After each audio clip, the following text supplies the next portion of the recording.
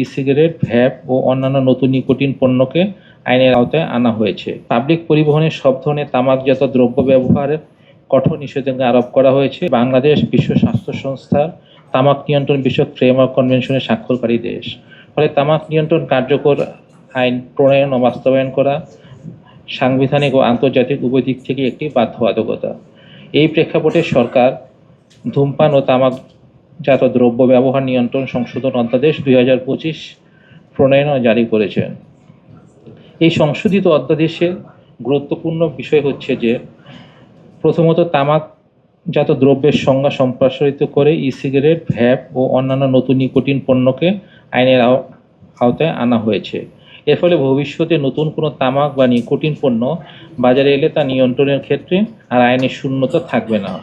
দ্বিতীয়ত, public place ও public পরিবহনে সব ধরনের তামাকজাত দ্রব্য ব্যবহারের কঠোর নিষেধাজ্ঞা আরোপ করা হয়েছে এবং জরিমানার পরিমাণ বৃদ্ধি করা হয়েছে, যা আইনকে প্রয়োগে আরও কার্যকর করবে। কোকো ও শিয়া বাটারের ইউনিক কম্বিনেশনে তৈরি Natura expert care body lotion স্কিনের ড্যামেজ হিল করে, ত্বক রাখে সফট ও ময়েশ্চারাইজ। লুকিয়ে আর কতদিন? Bye bye damage skin. তৃতীয়ত, তামাকজাত পণ্যের বিজ্ঞাপন, প্রচার, পয়েন্ট অফ সেল প্রদর্শন এবং কর্পোরেট সামাজিক দায়বদ্ধতার নামে তামাক কোম্পানির প্রচারণা সম্পূর্ণ নিষিদ্ধ করা হয়েছে। এটি আইনের দৃষ্টিকোণ থেকে একটা গুরুত্বপূর্ণ অগ্রগতি। এছাড়া শিক্ষা প্রতিষ্ঠান, হাসপাতাল, শিশু পার্ক সহ সংবেদনশীল এলাকার আশেপাশে তামাক বিক্রি নিষিদ্ধ করার মাধ্যমে শিশু ও তরুণদেরকে সুরক্ষা আইনের মাধ্যমে প্রদান করা হয়েছে। একই সঙ্গে পণ্য জব্দ, লাইসেন্স বাতিল ও আইনি ব্যবস্থা গ্রহণের সুস্পষ্ট বিধান যুক্ত হওয়ায় মাঠ পর্যায়ে আইন প্রয়োগকারী সংস্থার ক্ষমতা ও আত্মবিশ্বাস দুটি বাড়বে।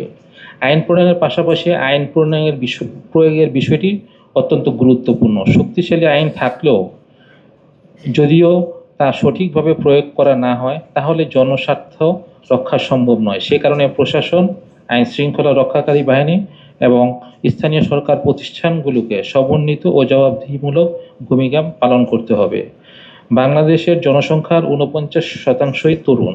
তামাক নিয়ন্ত্রণ আইন দ্রুত অনুমোদিত ও কার্যকর হলে তামাকজাত পণ্য সাধারণ মানুষের নাগালের বাইরে নেওয়া সম্ভব হবে। বিশেষ করে তরুণ প্রজন্ম তামাকের ভয়াবহ ক্ষতি থেকে সুরক্ষিত হবে এবং দীর্ঘমেয়াদে রাষ্ট্রের স্বাস্থ্য ব্যয় ও সামাজিক ক্ষতি উল্লেখযোগ্যভাবে কমে আসবে।